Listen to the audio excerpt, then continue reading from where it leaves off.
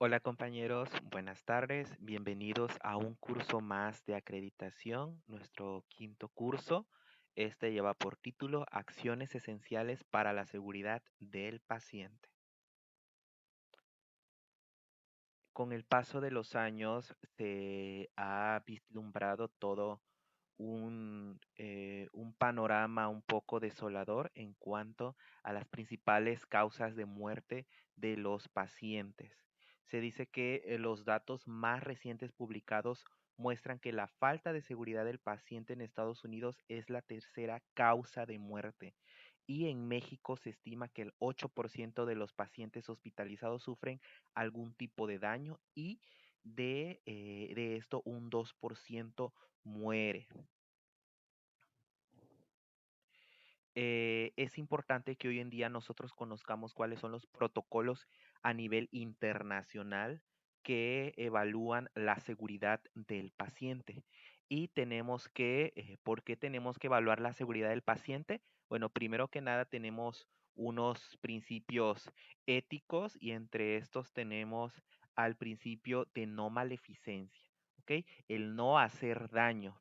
Es muy importante no hacerle daño a los pacientes, a las personas que atendemos, porque ellos merecen un trato de calidad. Se dice que las intervenciones en atención de salud se realizan para beneficiar a los pacientes, pero también pueden causar un daño. Y bueno, esto ha acontecido una revolución a nivel cultural, trayendo consigo este programa a nivel internacional para la seguridad del paciente. Es importante porque es un movimiento que surge a nivel mundial como una reflexión sobre el tipo de atención médica que proporcionamos e involucra a todos los actores dentro del sistema de atención médica. Por ejemplo, enfermeras, médicos, nutriólogos, trabajadoras sociales, químicos, radiólogos, personal de intendencia, etcétera. Se dice que considerado un problema potencialmente imprevenible y con gran impacto económico y social. ¿Sí? Al tener un ambiente inseguro, al realizar actos inseguros, conllevamos a un gran impacto que puede inclusive ocasionar la muerte de una persona. Las acciones y programas de calidad en la atención médica en México. Se dice que la seguridad del paciente es un conjunto de estructuras o procesos organizacionales que reducen la probabilidad de eventos adversos. Estos son resultantes de la exposición al sistema de atención médica a lo largo de enfermedades y procedimientos. Y para esto hay un pensamiento sistémico para la seguridad del paciente. Entre estos hay que tener una premisa que es antes que causen daño, hay que anticiparse al error e identificar el error. Y el objetivo en común es prevenir el error. Las acciones esenciales para la seguridad del paciente son 8 y estas provienen de las que anteriormente consideramos las 6 metas internacionales para la seguridad del paciente propuestas por la Organización Mundial de la Salud. Entonces, al complementarse con dos acciones más, que estas son el registro y análisis de eventos centinela, eventos adversos y cuasi fallas, y la cultura de seguridad del paciente, eh, elaboran lo que son las acciones esenciales para la seguridad del paciente. Se dice que las metas internacionales de seguridad del paciente se basan en 9 soluciones definidas por expertos mundiales en seguridad del paciente, que a su vez fueron publicadas por la Organización Mundial de la Salud desde el 2001 y dadas a conocer a la comunidad internacional. Desde entonces todas siguen vigentes hasta el día de hoy. Entonces, estas acciones las tenemos aquí, son las 8 acciones y la primera es la identificación correcta del paciente. La segunda, la comunicación efectiva. La tercera, la seguridad en el proceso de medicación. La cuarta, seguridad en los procedimientos. La quinta, la reducción de riesgos de infecciones asociadas a la atención a la salud. La sexta, reducción del riesgo del daño al paciente por causa de caídas. La séptima, registro y análisis de eventos centinela, eventos adversos y cuasi fallas. Y la última acción esencial, pero no menos importante, es la cultura de seguridad del paciente. Vamos a ir conociendo una por una de manera superficial. Y bueno, tenemos que la primera acción esencial es la identificación correcta del paciente. ¿Cuántas veces en nuestro quehacer cotidiano de enfermería nos han dicho, al paciente se le identifica por su nombre, no por un número de cama, no por una patología, no por un diagnóstico? Entonces se dice que para la identificación correcta del paciente, se debe de utilizar por lo menos dos datos para identificarlos. Por ejemplo, el nombre del paciente, su número de identificación, de ficha, de expediente, la fecha de nacimiento, entre otros. Para este propósito no son datos de identificación la ubicación de la persona en la sala, el padecimiento, la patología del paciente, la especialidad, el médico tratante y por ende no son números de cama, ni de camilla, ni de bambineto, ni de cuna térmica, ¿ok? Esos no son datos de identificación porque pueden variar con el paso de algún movimiento, ¿no? Puede ser que se cambie de cama al paciente, de que se le cambie de sala, etcétera. Entonces, eso no son datos de identificación del paciente. La acción esencial 1A se dice que está enfocada en la identificación general del paciente. Aquí se dice que el personal de salud debe identificar al paciente desde el momento en que se solicita atención con al menos dos identificadores que serán el nombre completo del paciente y su fecha de nacimiento. Y de aquí parte que todos los elementos, todos los expedientes generados durante la estancia hospitalaria deberán incluir pues estos datos básicos, el nombre y la fecha de nacimiento. Como qué tipo de elementos, por ejemplo, el expediente clínico, los registros clínicos de enfermería, las recetas médicas y aquí podemos ver en este ejemplo nuestra ficha de identificación del Hospital General de Minatitlán y podemos ver claramente que trae el nombre del paciente y su fecha de nacimiento. Y bueno, posteriormente viene su fecha de ingreso, la edad, su sexo, la hora de ingreso, el tipo de sangre, si presenta o no alergias, el número de expediente y bueno, en caso de que contara ya el extinto Seguro Popular y por ende pues también algunas escalas de valoración, ¿no? Pero aquí podemos encontrar los datos principales. Por tal motivo, siempre se debe de llenar todo el apartado para identificar desde el inicio a nuestros pacientes. La acción esencial 1B se dice que el personal deberá comprobar los datos de identificación del paciente mínimo en los siguientes casos. Por ejemplo, para la administración de todo tipo de medicamentos, incluyendo a los biológicos, para la extracción de muestras sanguíneas u otras muestras, para la realización de estudios de gabinete, para rayos X, ultrasonido, electroencefalografía, para realizar procedimientos médicos o quirúrgicos que incluyan la toma de biopsias. Además, en la acción esencial 1B se dice que previa a la realización de ciertos procedimientos se deberá también identificar a los pacientes. Por ejemplo, en procedimientos odontológicos, para traslados e inclusive para el caso de enfermería, para la colocación de dispositivos. Por ejemplo, sondas urinarias, catéteres periféricos, dispositivos intrauterinos o DIU. Y bueno, aquí podemos ver el ejemplo de el membrete de la fijación del catéter venoso periférico y podemos volver a encontrar que se encuentra el nombre de la persona y su fecha de nacimiento, ¿ok? Además de otros datos propios del procedimiento.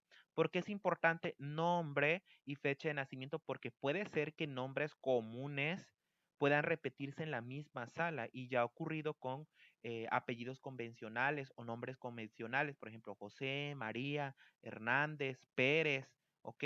Entonces, por eso siempre es importante agregarle otro dato como es la fecha de nacimiento, ¿no? Entonces, Aquí podemos aplicar esta acción.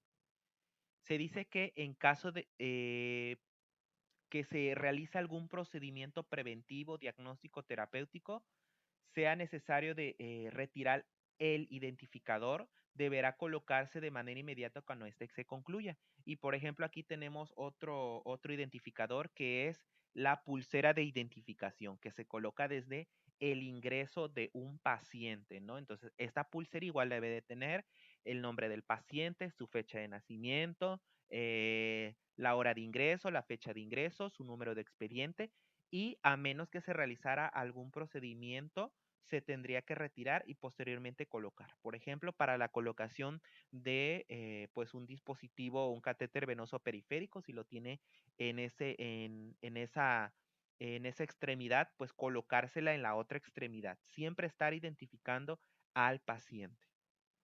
Se dice que todos los documentos que se generen durante el proceso de atención deberán contener el nombre completo del paciente y la fecha de nacimiento.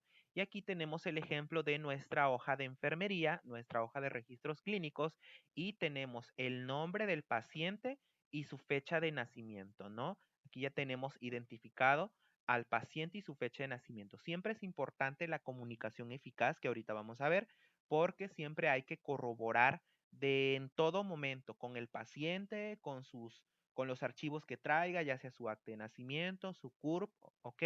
Para tener bien clarificado los datos.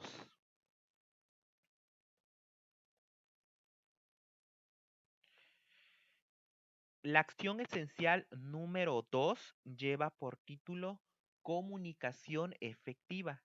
Se dice que la comunicación efectiva es el éxito de la organización. Y sobre todo cuando nosotros colaboramos con otros profesionales de la salud, siempre debe de haber una comunicación efectiva.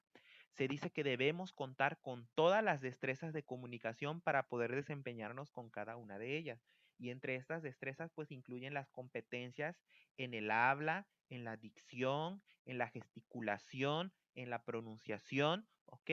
Y se dice que la implementación de esta acción se enfoque en el receptor, ya que es él quien va a llevar a cabo el proceso de escuchar, escribir y leer en donde el emisor confirme. Entonces, ¿qué va a realizar el receptor? Va a escuchar completamente la indicación o el resultado. Va a escribir en un papel, en una nota o en un medio electrónico la indicación o el resultado del laboratorio o gabinete, leer la indicación o el resultado tal y como se escribió y confirmar que lo que el receptor anotó y leyó que es exacto. Entonces es toda una combinación de escuchar atentamente, escribir, leer y confirmar con la persona si la indicación es correcta o no. En la acción esencial 2A se dice que en las prescripciones médicas y de las anotaciones en documentos que forman parte del expediente clínico del paciente, como las indicaciones médicas, deberán de ser muy legibles, deberán ser con notas legibles y siempre colocar un espacio entre el nombre completo del medicamento con la sustancia activa, la dosis y las unidades de dosificación porque se puede malinterpretar. ¿Entre qué casos? Por ejemplo, entre medicamentos que terminen con OL y se puede llegar a malinterpretar con un número 01. Aquí siempre hay algunas recomendaciones como cuando la dosis es un número entero, nunca deberá escribirse un punto decimal y un cero a la derecha del número entero. Hay, por ejemplo, que no debe de abreviarse las palabras unidad, microgramos, día, una vez al día, unidades internacionales, etcétera, para las personas que se llevan la receta, ¿no? Del médico. Aquí, ¿por qué? Porque pues entre profesionales puede ser eh, un poco más lógico, ¿no? Pero siempre hay que tener cuidado que inclusive para nosotros se nos redacte adecuadamente cada una de las indicaciones para que exista una comunicación. Y si tengo duda, ir con el médico y corroborar la indicación. En la acción esencial 2B se dice que para la notificación de valores críticos de laboratorio, patología y estudios de gabinete, los médicos residentes o el personal de enfermería podrá recibir la información de los valores críticos para informar de manera inmediata al médico responsable. En pacientes ambulatorios, cada establecimiento deberá contar con un procedimiento para comunicar los resultados críticos a los pacientes. Se dice que para la referencia y la contrarreferencia del paciente, deberá de elaborar el médico del establecimiento y contener el nombre completo de la persona, su fecha de nacimiento, copia del resumen clínico, datos de identificación del establecimiento o unidad, fecha y hora en que fue referido y nombre completo y firma de quién lo envía y quién lo recibe. ¿Sí? Entonces, para el caso de, eh, por ejemplo, indicaciones verbales, se recomienda tener una libreta en la central de enfermería donde se debe de anotar eh, la indicación verbal para que paciente, quién la dio, ¿ok? Y firmar, ¿ok? Para evitar malos entendidos. ¿Esto por qué? Porque hay situaciones de urgencia donde se dan indicaciones verbales. Seguimos con la siguiente acción esencial. Es la acción esencial número 3 y es muy importante porque aquí se verifica la seguridad en el proceso de medicación del paciente. Entonces se dice que este estándar, esta acción debe de estar implementada en aquellas unidades donde se administren electrolitos concentrados, como cuáles, como cloruro de potasio, sulfato de magnesio, gluconato de calcio, para el uso de quimioterapia, ¿no? En unidades donde haya módulo ambulatorio para quimioterapia, debe de ocuparse siempre tener fijado esta acción. Para el uso de radiofármacos, para el uso de insulinas y para el uso de anticoagulantes por vía parenteral, o sea que van directos al torrente sanguíneo. La acción esencial número 3 se dice que la alta incidencia de los errores de medicación y sobre todo su carácter prevenible han hecho que a nivel mundial los programas de seguridad del paciente en las instituciones de salud prioricen este proceso de manejo. Y aquí enfermería tiene un papel muy importante. En la acción esencial 3A1 se dice que el personal deberá de membretar los electrolitos concentrados de acuerdo a un color en específico. Y aquí podemos ver, por ejemplo, el- este medicamento que es el cloruro de potasio se va a membretar con color rojo. Para el bicarbonato de sodio al 7.5% será con color azul. Para el gluconato de calcio al 10% solución inyectable será con color amarillo. Para el sulfato de magnesio al 10% solución inyectable será de color verde. Para el fosfato de potasio será en color naranja y para el cloruro de sodio concentrado al 17.7% será con color blanco. Y aquí tenemos pues la continuidad de esta acción esencial. Entonces siempre que tengamos nosotros medicamentos como electrolitos concentrados, siempre estar semaforizados porque tienen un riesgo. Además, ¿qué otro tipo de medicamentos? Ya mencionamos, por ejemplo, el uso de citofármacos para la quimioterapia, radiofármacos y algo más que tenemos en nuestra unidad, pues las insulinas, ¿no? Recordemos que tenemos insulina de acción rápida, insulina de acción intermedia, también podemos llegar a tener heparinas, ¿ok?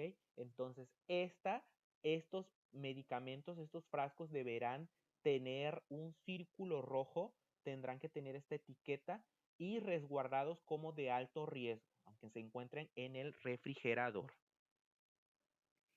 Para la administración de los medicamentos, se dice que solo personal autorizado para ello podrá preparar y ministrar los medicamentos. No se ministrarán medicamentos cuando carezcan de etiquetas o cuando éstas no sean legibles. El personal deberá preguntar al paciente si presenta algún tipo de alergia, ¿sí? Y solo personal profesional podrá administrar estos medicamentos, ¿no? Por ejemplo, personal de enfermería, médicos, ¿ok? Y para esto debemos de tener algunas nociones básicas de farmacoterapia y en el personal de enfermería pues siempre nos hablan mucho de los 5 correctos o los 10 correctos, ¿no? Que los 5 correctos básicos son paciente correcto, dosis correcta, vía correcta, medicamento correcto y registro correcto, ¿no? Entonces aquí queda este material porque pues es parte de nuestro quehacer. Para la acción esencial 3D se dice que de los medicamentos con aspecto o nombre parecido, LASA, que ahorita vamos a ver pues la definición, LASA es look alike, que se parecen, o sound alike, que suenan parecidos. ¿Ok? Se dice que se deberán colocar alertas visuales al momento de prescribirlos y o transcribirlos, que hagan evidente la diferencia entre estos medicamentos. Por ejemplo, colocar en mayúscula las letras diferentes. Por ejemplo, digoxina y dorixina. Además que las barreras de seguridad implementadas deberán, eh, deberán implementarse en todo el proceso de medicación, haciendo énfasis en la prescripción y el almacenamiento. Y vamos a ver algunos fármacos, algunos medicamentos que tienen un aspecto parecido o un nombre parecido. Entonces, de aquí viene LASA, look alike y sound alike. La bupivacaína con la ropivacaína. Ceftriaxona con ceftazidima con cefotaxima. Además que cefotaxima se puede llegar a confundir con cefuroxima. Fármacos, citofármacos como la doxorubicina, la hidarurubicina y la epirubicina. Podemos también tener la hidralazina con la hidroxicina, metamizol con el metronidazol. Y también podríamos llegar a mencionar ampicilina con penicilina, ¿ok? Entonces, aparte de que suenan casi igual, puede llegarse a la confusión, por ejemplo, con algunos fármacos, ¿no? Me ha tocado ver que ámpulas de agua inyectable se pueden llegar a confundir con alguna presentación eh, del cloruro de potasio, ¿no? También me ha tocado ver las insulinas, ¿sí? Que luego tienen un parecido o nos queremos dejar llevar por los colores y no es así. Siempre hay que leer, ¿ok? Entonces, siempre hay que tener cuidado en este tipo de medicamentos. Se dice que la doble verificación o doble chequeo durante los procesos de preparación y administración de los medicamentos de alto riesgo es una buena práctica basada en la evidencia y se realiza en dos momentos. La primera es durante el proceso de preparación de los fármacos de alto riesgo por dos personas competentes en el mismo momento en que se preparan los medicamentos. Y la segunda es durante el proceso de administración de estos medicamentos por dos personas competentes en el momento mismo del proceso de administración.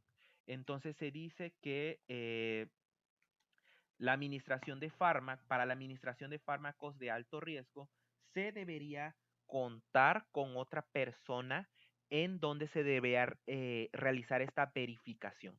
Preguntarle, este es cloruro de potasio, esta es insulina de acción rápida y la persona confirmar si es cloruro de potasio, si es insulina de acción rápida. Igual durante el proceso de administración, ¿ok? Entonces, igual sucede que a veces tenemos dudas con algún tipo de fármaco, entonces siempre es bueno pedir una segunda opción para estar consciente de que vamos a preparar el fármaco correcto y que vamos a administrar el fármaco correcto. La acción esencial número 4 es la seguridad en los procedimientos del paciente en el entorno ambulatorio. Se dice que la calidad de atención en salud incluye la seguridad en los procedimientos de los pacientes, siendo una gran preocupación de los sistemas sanitarios en la actualidad, como le indica la Organización Mundial de la Salud. Los eventos adversos ocurren durante las actividades dirigidas hacia la atención directa de los pacientes. En la actualidad, la mayoría de estos procesos se encuentran de leves a moderados. La acción esencial 4A habla sobre el marcado del sitio quirúrgico, Entonces, todo procedimiento quirúrgico debería de tener una localización. Y vamos a ver cuáles son algunos de estos procedimientos. Se dice que el marcado debe de realizarse sobre la piel del paciente y de manera que permanezca después de la asepsia y de la antisepsia. ¿Con qué se realiza? Hay plumones especiales o en su defecto con violeta de genciana. Se dice que el médico responsable de la atención debe marcar el sitio quirúrgico cuando el procedimiento se realice en órganos bilaterales o estructuras que contengan niveles múltiples. Por ejemplo, en las extremidades inferiores, pierna derecha y pierna izquierda. En los miembros superiores, en la mano derecha, en la mano izquierda, puede ser en los ojos, ¿ok? Entonces se dice que el marcaje se realizará en presencia de un familiar en el caso de que el paciente no se encuentre consciente, sea menor de edad o que tenga alguna discapacidad. Tenemos un ejemplo del marcaje quirúrgico. Tiene ciertas características. Habrán situaciones donde no podrá realizarse este marcaje quirúrgico. Por ejemplo, cuando fuera una cirugía oftálmica, se dice que en este caso se deberá marcar en el punto arriba de la ceja del lado correspondiente donde se va a realizar esa cirugía. Se dice que también está permitido el marcaje documental cuando el procedimiento sea en mucosas o sitios anatómicos difíciles, en procedimientos dentales, recién nacidos prematuros o cuando el paciente no acepte que se le marque la piel, de tipo documental, de tipo marcado en formatería especial. Y bueno, aquí se deberán omitir en lesiones visibles como en tumoraciones evidentes. El símbolo de marcaje quirúrgico institucional deberá tener al menos 3 centímetros de diámetro, con un punto en el centro y las iniciales del cirujano. Se marcará, como ya lo había mencionado, con violeta de genciana y con la ayuda de un hisopo. En la acción esencial 4A2 se habla sobre la lista de verificación de la cirugía segura. Todo paciente sometido a una intervención quirúrgica deberá tener este formato planteado a nivel nacional a nivel mundial por la Organización Mundial de la Salud. Entonces, aquí, ¿quién realiza este formato? Pues el personal de enfermería hace una serie de preguntas y visualizaciones. La mayoría de nosotros ya hemos tenido la experiencia de estar en un quirófano y este protocolo se debería de llevar a cabo siempre, ¿ok? Siempre verificar si se ha marcado el sitio quirúrgico, si se ha confirmado la identidad de la persona, si la persona padece algún tipo de alergia, si tiene riesgo de vía aérea difícil, si, si tiene un riesgo de hemorragia.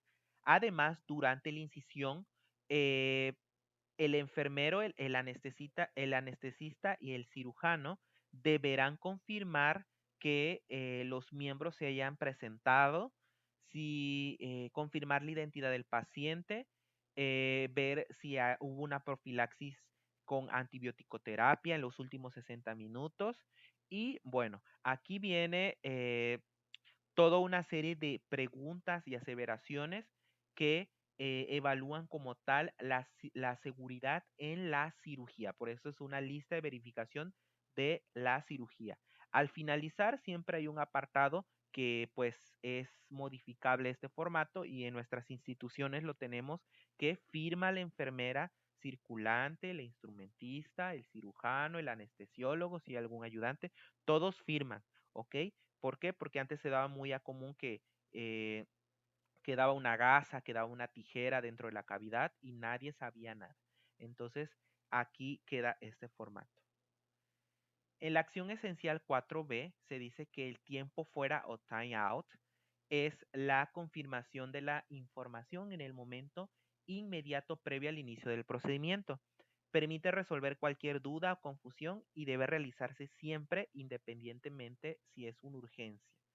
Entonces, antes de, ok, se debe dar este tiempo fuera y confirmar por lo menos el sitio anatómico, el procedimiento a realizar y si es el paciente correcto. Correcto. ¿En qué procedimientos o protocolos se va a realizar? Pues bueno, enfermería lo debe de tener siempre básico en la transfusión de sangre y el uso de hemoderivados, ¿sí? Y aquí además tomarán en cuenta al menos otros datos como son eh, el grupo IRH de la persona, si es el hemocomponente correcto, ¿ok? Si es ese paquete globular correcto. Además de otros protocolos como lo es la hemodiálisis, tomar una biopsia, procedimientos odontológicos y también algo que realiza enfermería es la colocación y retiro de dispositivos, por ejemplo, sondas vesicales, sondas Levin y pues siempre de darse este momento, tiempo fuera, para corroborar los datos. La acción esencial número 5 es la reducción del riesgo de infecciones asociadas a la atención de la salud en el entorno ambulatorio. Entonces, esta definición de IAS, infecciones asociadas a la atención de la salud, anteriormente le llamaban infecciones nosocomiales, ¿sí? Se dice que son aquellas infecciones que el paciente obtiene mientras recibe tratamiento para alguna asistencia médica o quirúrgica, así como otras causas dentro de la institución. Esta acción esencial se dice que tiene como objetivo reducir el riesgo de adquirir infecciones asociadas a la atención de la salud. Se dice que las áreas responsables de la capacitación del personal y de las acciones de educación a la comunidad deben implementar programas de capacitación continua para todo el personal del establecimiento, para estudiantes, pasantes de enfermería, para los familiares, para los pacientes, visitantes, todo esto enfocado en las medidas de prevención, ¿ok? Entonces, ¿de qué más vamos a estar hablando? De lavado de manos, ¿no? Con esta presente pandemia por COVID-19, ¿qué tan importante es el lavado de manos? Se dice que el área administrativa del establecimiento debe asegurar el abasto y mantenimiento del material y equipo necesario para la higiene de manos. Por ejemplo, el jabón quirúrgico, las sanitas y sobre todo asegurar la calidad del agua, que el agua utilizada sea agua potable, sea agua libre de microorganismos, ¿ok? Entonces, para este tipo de acción están involucradas todas las personas a nivel gerencial, a nivel operativo, a nivel administrativo. Y pues el protocolo básico es el programa integral de higiene de manos. Se dice que el personal de salud deberá realizar la higiene de manos durante los 5 momentos propuestos por la OMS. Y estos 5 momentos son antes del contacto con el paciente, antes de realizar una tarea limpia o aséptica, después del riesgo de exposición a líquidos corporales, como cuáles, como orina, heces, después de tocar al paciente, por ejemplo, después de checarle los signos vitales y después del contacto con el entorno del paciente, ¿sí? Con la unidad del paciente. Entonces, si se dan cuenta, siempre debe estar implícito el lavado de manos. Para el lavado de manos tenemos algunas recomendaciones. Entre estas, mantener las uñas cortas y limpias. Evitar utilizar anillos o pulseras durante la jornada laboral, evitar la higiene de manos con agua y con jabón inmediatamente antes o después de frotar las manos con una solución de base alcoholada, realizar higiene de manos con agua y con jabón simple, con la técnica que ahorita vamos a ver, que la mayoría de nosotros ya conocemos, y realizar higiene de manos antes de utilizar guantes. Recuerden que los guantes no sustituyen el lavado de manos. Y en caso de utilizar una solución con base alcoholada, esperar que ésta se haya secado completamente antes de colocar los guantes. Entonces vamos a ver la técnica de lavado de manos. Aquí tenemos una pequeña infografía, pero lo vamos a ver de manera visual, ¿ok? Entonces, primero que nada, recordemos que no debemos de tener ni uñas pintadas, ni algún aditamento colocado en las manos. Entonces, chequen esta técnica que pues, que está bien, pero tiene por ahí un detalle. El procedimiento de lavado de manos tiene una duración de 40 a 60 segundos. Primero vamos a mojarnos las manos, depositar en la palma de las manos una cantidad suficiente de jabón y vamos a hacer estos movimientos, frotar la mano derecha con el dorso de la mano izquierda y viceversa. Entrecruzar los dedos, frotarnos con movimientos de rotación,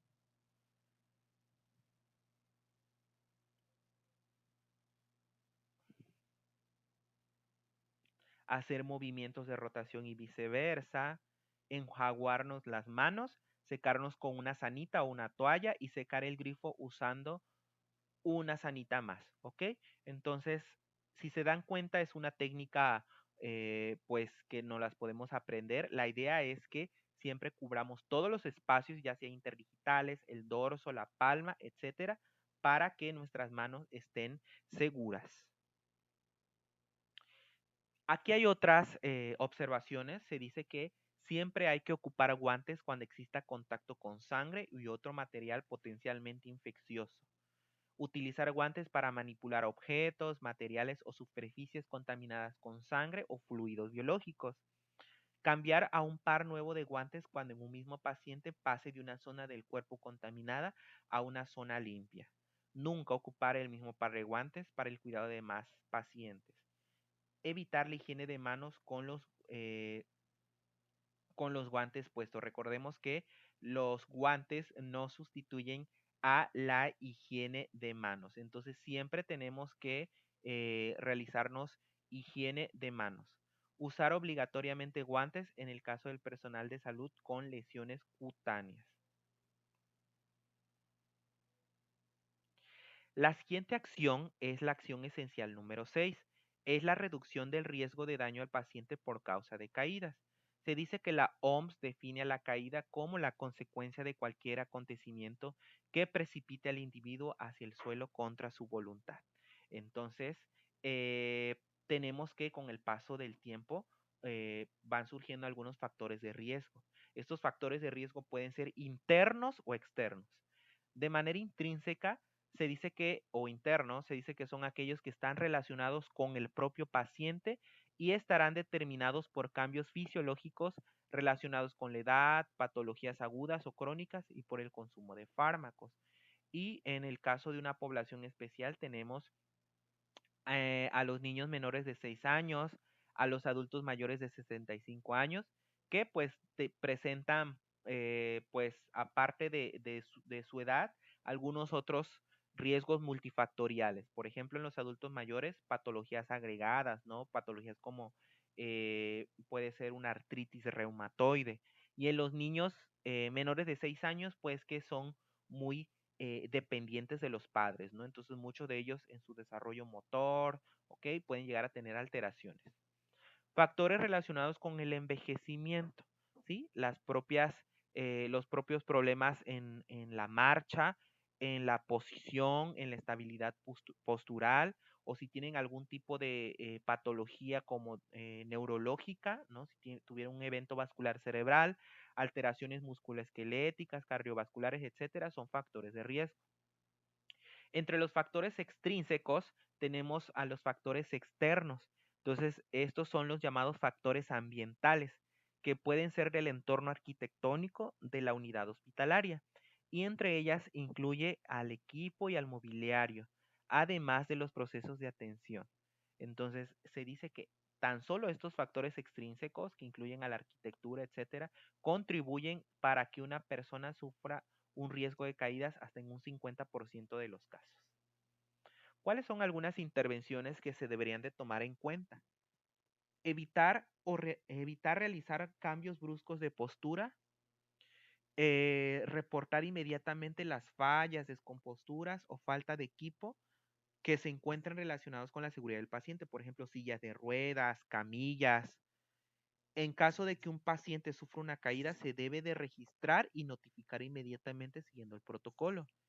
Y informar al familiar que para movilizar al paciente requiere la ayuda de un miembro del equipo de salud o de otro familiar, ¿no? A veces tenemos pacientes con sobrepeso. Además, podemos tener otras intervenciones, aquí las vemos, algunas enfocadas en la arquitectura, enfocadas en los procesos de higiene y de limpieza, por ejemplo, mantener los pisos secos y colocar señalizaciones cuando el piso esté mojado, colocar barandales en la regadera, en los pasillos, contar con una iluminación adecuada, tener escalones a la misma altura en las escaleras, evitar escalones en la entrada o salida del baño. Además que en el caso del personal de enfermería siempre tiene que estar valorando el riesgo de caídas. Aquí tenemos que para valorar el riesgo de caídas tenemos una escala que es la escala de Crichton y aquí evalúa la limitación física del paciente. Ya mencionamos menores de edad, adultos mayores. Para el estado mental alterado, aquellas personas que tienen patologías relacionadas con lesiones medulares, parálisis, enfermedad vascular, cerebral, eh, efectos por anestesia, sedación, deterioro cognitivo, deterioro neuromuscular, secuelas de poliomielitis.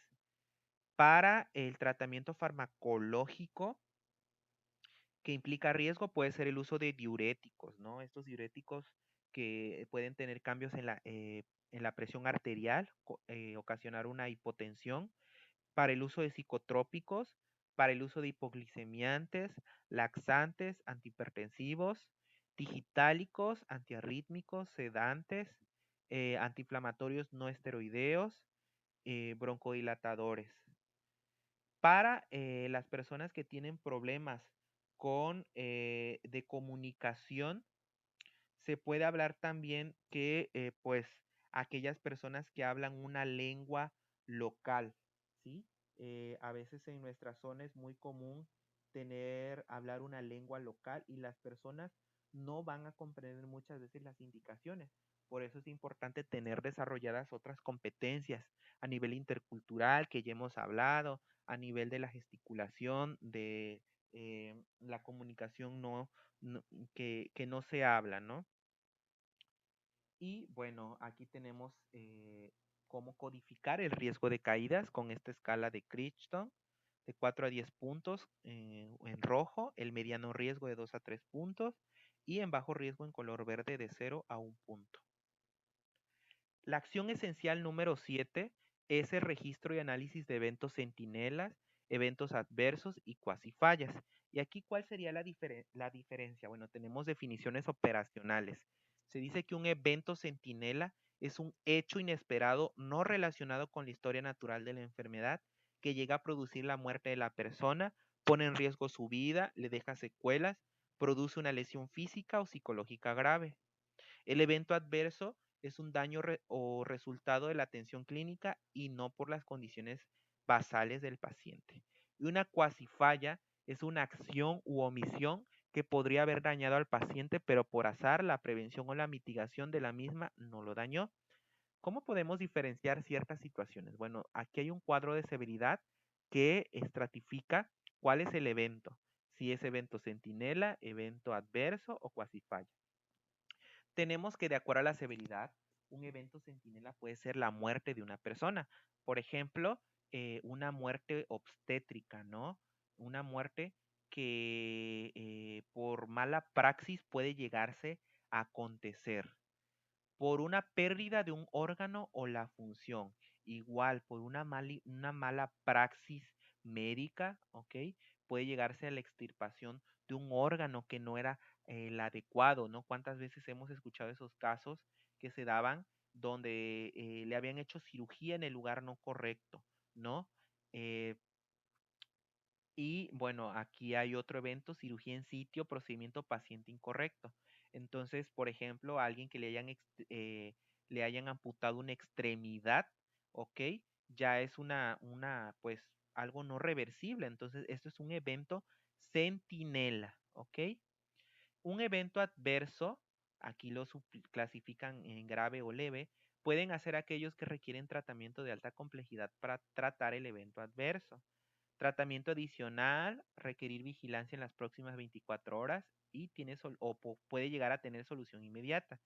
Un ejemplo de evento adverso puede ser la mala administración de un fármaco, ¿no? Administrar el fármaco incorrecto, llegándole a ocasionar al paciente una reacción adversa medicamentosa o las famosas RAM, ¿ok? Entonces puede llegar a tener una resolución eh, en este caso, pero imagínense si ocasiona la muerte, pues ya es un evento centinela por una mala praxis, ¿no? Puede también ser Por ejemplo, una persona que,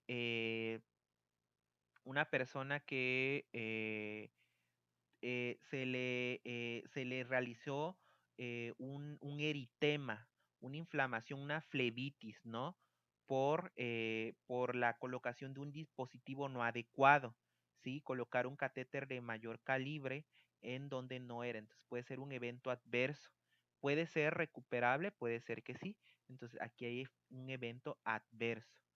¿Qué es una cuasifalla? Se dice que es cuando no se produjo daño al paciente al evitar oportunamente alguna acción terapéutica. ¿Cómo podríamos ver una cuasifalla? Por ejemplo, cuando vamos a surtir medicamentos y le dejamos en la central, perdón, en la unidad del paciente medicamentos que no son de ellos, ¿no? Imagínense una persona dejarle insulina, ¿no? O dejarle algún fármaco que es alérgico, ¿no? Entonces, si nos damos cuenta y se corrige, ya estamos hablando de una cuasifalla.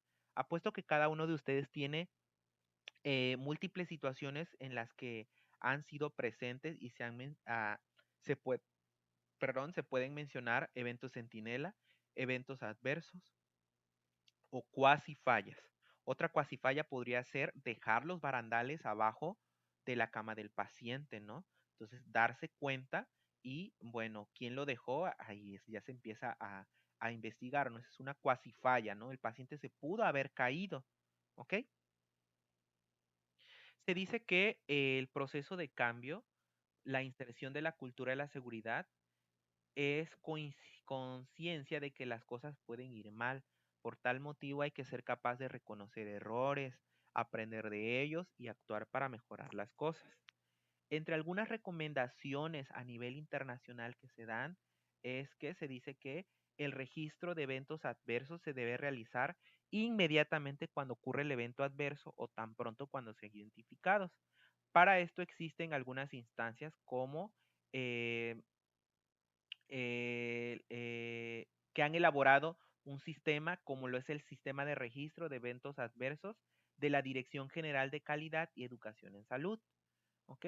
Entonces, para registrar un evento adverso, se hace un registro anónimo en este sistema y la participación en el registro de los eventos adversos debe ser aprobada por el Comité de Calidad y Seguridad del Paciente, COCACEP o equivalente. Este comité pues se encuentra a nivel hospitalario. Otras recomendaciones es que para todos los eventos centinelas se debe realizar el análisis causa-raíz, como que eventos centinelas, pues como decíamos, una muerte obstétrica, ¿no? Imagínense. Los resultados de registro de eventos adversos se presentan en el COCACEP o equivalentes en este comité. Y bueno, reportar por parte del análisis de inmunizaciones durante las primeras 24 horas, los famosos SAVI, los eventos supuestamente atribuibles a la vacunación e inmunización. En este caso de que sea en un primer nivel de atención. Si hubo una respuesta alérgica, debe de también reportarse. Se dice que al menos deberán registrarse y reportarse y analizarse los siguientes casos. Muerte imprevista no relacionada con el curso natural de la enfermedad o el problema subyacente del paciente. Cirugía en el lugar incorrecto con el procedimiento incorrecto o al paciente incorrecto y una muerte materna. Además de suicidios, transmisión de una enfermedad o afección crónica como resultado de una transfusión de sangre, hemoderivados o trasplante de órganos y tejidos, ¿no? Problemas muy sonados anteriormente, ¿no? Aquellas personas que recibían una donación de sangre o de un órgano y eran acreedoras del virus de inmunodeficiencia humana, ¿no? Por violación, maltrato u homicidio de cualquier paciente. Y como ya mencionamos, los famosos SAVI, eventos supuestamente atribuibles a la vacunación e inmunización. La última acción esencial es la acción esencial número 8 y esta es de la cultura de seguridad del paciente. A nivel internacional se busca que las acciones esenciales para la seguridad del paciente se vuelvan una cultura, que todos formamos parte de esa cultura, de ese conocimiento y que se transmita. Eh, Se dice que en México durante el 2009 la CONAMED realizó la adaptación de un cuestionario elaborado a nivel internacional y en el 2011 la Dirección de Calidad y Educación en Salud realizó una nueva adaptación para medir las 12 dimensiones que integran el cuestionario y estos se aplicaron entre el 2013 y el 2015 en hospitales públicos. Se hizo un pilotaje y actualmente son los cuestionarios que luego nos solicitan a nivel hospitalario que están enfocados en la seguridad del paciente. ¿Qué podemos encontrar en estos cuestionarios?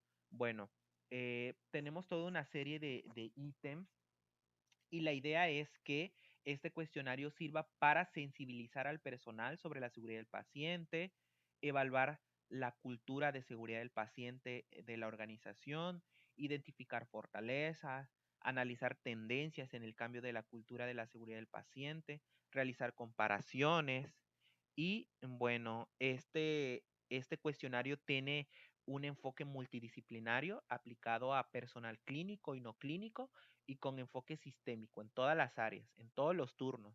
O sea que nuestro hospital pues es aplicado para trabajadores sociales, enfermeros, médicos, personal administrativo, de mantenimiento, etcétera. ¿Por qué es importante? Porque todos somos importantes para verificar la seguridad de los pacientes. No solo le corresponde a enfermería, a todos nos incumbe. Se dicen que los resultados del cuestionario se analizan y se identifican prioridades para mejorar. Se diseñan e implementan acciones y estrategias para mejorar las prioridades identificadas. ¿Cuáles son estas dimensiones o ítems que vienen en los cuestionarios? Tenemos, por ejemplo, el trabajo en equipo, ¿no? Y aquí, por ejemplo, se evalúan los aspectos relacionados con el apoyo mutuo del personal dentro del departamento servicio, si hay trato respetuoso y apoyo entre los compañeros cuando alguien tiene sobrecarga de trabajo.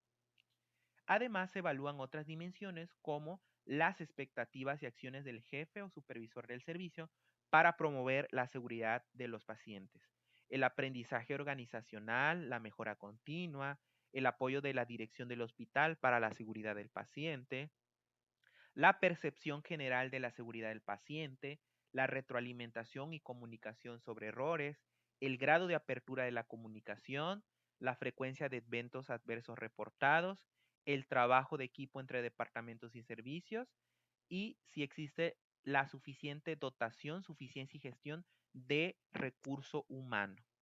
¿Sí? Tenemos otra dimensión como son los problemas en cambios de turno y transiciones entre departamentos y la respuesta no punitiva a los errores.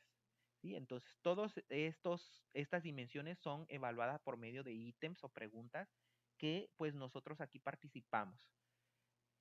Se dice que a manera de conclusión, la seguridad del paciente es la reducción y mitigación de actos inseguros dentro del sistema de salud a través de las mejores prácticas, garantizando de esta manera los óptimos resultados para el paciente. Hay que tener apertura para aprender de los errores con el establecimiento de un sistema completo y oportuno de notificaciones de los eventos adversos que faciliten el análisis y la reflexión para la toma de decisiones que redunden en la prevención de la ocurrencia de los mismos. La cultura de seguridad del paciente es aquí le incumbe a todos, como ya mencioné, a todo el personal y bueno, al final del día en quien gira nuestro servicio de atención es la persona, es el paciente, ¿ok? Entonces la idea es hacerle lo mejor posible de su estancia, hacerle lo bueno y no hacerle daño, ¿ok? Esta pequeña plática fue elaborada a partir del curso Acciones Esenciales, Seguridad del Paciente, que se encuentra disponible en la página del campus virtual de Servicios de Salud de Veracruz. Muchas gracias.